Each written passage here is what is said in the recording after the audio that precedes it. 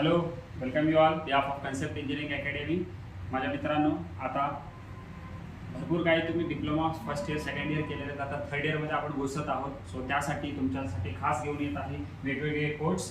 So हे थोडंसं तुम्ही थरली नीट रीड करून घ्या आणि त्या पद्धतीनं तुम्ही आचरणात आणावी एवढीच इच्छा आहे. So my dear students, will go for the our next semester that is in the particularly I स्कीममध्ये थर्ड इयरच्या सिव्हिल इंजिनिअरिंग विद्यार्थ्यांसाठी वेगवेगळे सब्जेक्ट असणार आहेत. तुमचे टोटली सब्जेक्ट जे असतील 1, 2, 3, 4. So these are the 4 subjects will be there and 1 additional elective is there. Elective म्हणजे तुम्ही चॉईस करावं किंवा कॉलेजनी फॅकल्टी असेल तर त्या पद्धतीनं रिलेटेड सब्जेक्ट्स तुम्हाला त्यांनी देतील. या 4 पैकी एक तुम्हाला एक्झाम सिलेक्ट करावा लागतं. पर्टिक्युलरली एक एक्झाम द्यावा लागतं याच्यापैकी.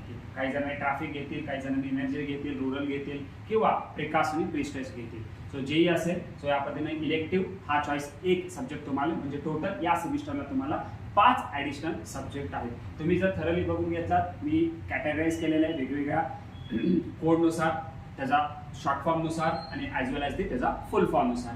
आणि त्याच्यामध्ये लिस्ट ऑफ टॉपिक्स दिलेले आहेत आणि त्याची मार्किंग सिस्टीम पण दिलेलं आहे प्रत्येक इच टॉपिकचा. आणि प्लस टोटल 70 मार्काचा पेपर तुम्हाला असणार आहे. सो माझ्या मित्रांनो, याच्यात सगळं मी तुम्हाला दिलेलं आहे. तुम्ही ह्याचा स्क्रीनशॉट घेऊन तुमच्या गॅलरीमध्ये सेव्ह करून घ्या. सो जेणेकरून थर्ड इयरच्या ज्यावेळेस मार्किंग सिस्टीम अभ्यास करताना तुम्हाला इझी जाईल. तर चला तर बघूया, आपण बेसिक्सनी वळूया. Okay, so first of all my dear students, आतापर्यंत तुम्ही बघितलेलं आहे मेकॅनिक्स ऑफ स्ट्रक्चर. ओके, त्याच्यानंतर थिअरी ऑफ स्ट्रक्चर, हा स्ट्रक्चर वर्ड ऐकलेला आहे तुम्ही. So exactly what do understand by the structure. माझ्या प्रिय विद्यार्थी मित्रांनो, पहिले एक सांगतो, you have to use the headphone so for the better understanding. So तो क्लिअर व्हॉइस येण्यासाठी तुम्ही यूज करू शकता. पूर्ण शेवटपर्यंत व्हिडिओ बघा. सो जेणेकरून तुम्हाला भरपूर काही नॉलेज, भरपूर काही मटेरियल्स आम्ही प्रोव्हाइड करून देऊ. Okay my dear students, first of all the listen carefully. Structure, what you understand by the structure. लहानपणापासून आपण ऐकत आलेला आहोत स्ट्रक्चर. लहानपणापासून ऐकलं. मी का म्हणतो लहानपणापासून, तेव्हा फक्त माहीत नव्हतं की डेफिनेशन ऑफ स्ट्रक्चर काय आहे. बघा, तुम्ही लहानपणापासून केलं असेल, एक आईस्क्रीमच्या कांड्या घेतल्या असतील. ओके, किंवा आम्ही तर घेत होतो बाबा ते गोळा होतो, गोळा.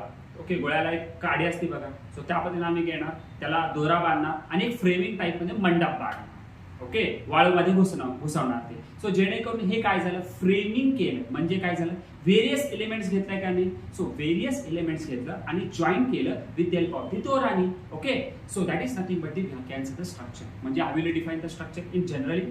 So structure is nothing but it is the parts or elements that is comes together with the help of the rigidity we can give. So that is called as a structure. Same माझ्या civil engineering मध्ये या तुम्ही structure. The structure is nothing but आता non structural element and structural element असे 2 प्रकारचे elements आहेत. Structural elements म्हणजे कुठले आहे. स्ट्रक्चरल एलिमेंट म्हणजे जसं की तुमचं बीम आलं, स्लॅब आलं, त्याच्यानंतर कॉलम आलं, फुटिंग आलं. So these are the structural element. त्या ज्याच्यात रेन्फोर्समेंट आहे त्याला म्हणायचं आपण structural element. Non structural element कुठले, like the non structural element should be जसं की तुम्हाला वॉल असेल, पॅनल असेल कुठले तरी. ओके, सो त्या पद्धतीनं तुमचे वेगवेगळे ज्यात रेन्फोर्समेंट नाही आहे तो त्याला तुम्ही म्हणू शकता नॉन स्ट्रक्चरल एलिमेंट. हे ऑलरेडी तुम्ही बीसीडी सब्जेक्ट या याच्यामध्ये थोडंसं थरली बघितलेलं आहात. सो एक्झॅक्टली कॉम्बिनेशन्स बघा किंवा एलिमेंट्स बघा, ते एकावरती एक किंवा जॉईंटली रिजिडिटी फिक्स करून दिलेला आहात. सो त्याला तुम्ही वेगवेगळे कनेक्शन देऊ शकता. सो एक फॉर्म झालं की डिफरंट त्याच्यासाठी स्ट्रक्चर तुम्ही देऊ शकता.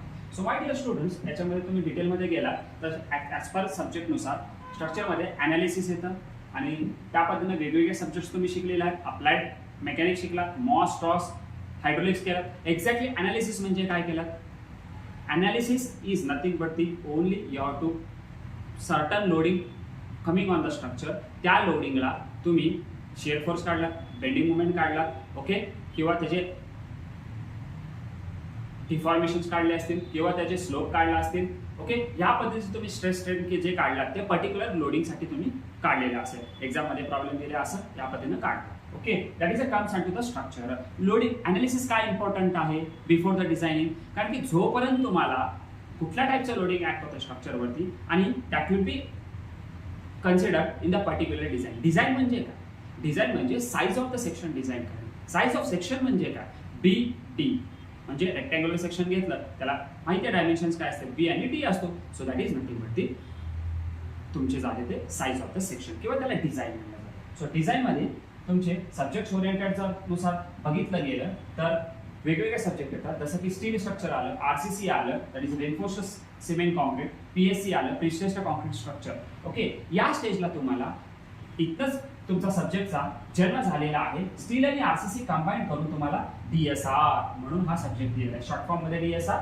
So that is nothing but the design of steel structure. Okay, so that is the design of steel and RCC structure. अशा प्रकारे तुमचं सब्जेक्टचं नाव असेल. काय असेल?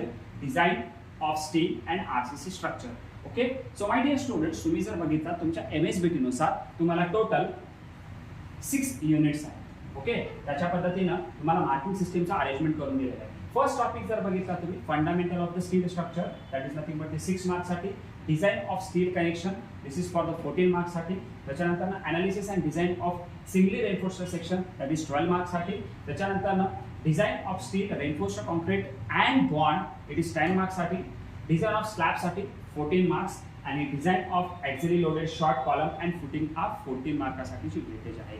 सो माझ्या मित्रांनो, हा सेमिस्टर तुम्हाला अतिशय खूप महत्त्वाचा असणार आहे. You have to make target of above 60 because येणारा काळ हा थर्ड इयरचा असू शकतो. तुम्हाला चांगले कॉलेज डिग्रीसाठी भेटून जावं एवढी सदिच्छा मी व्यक्त करतो.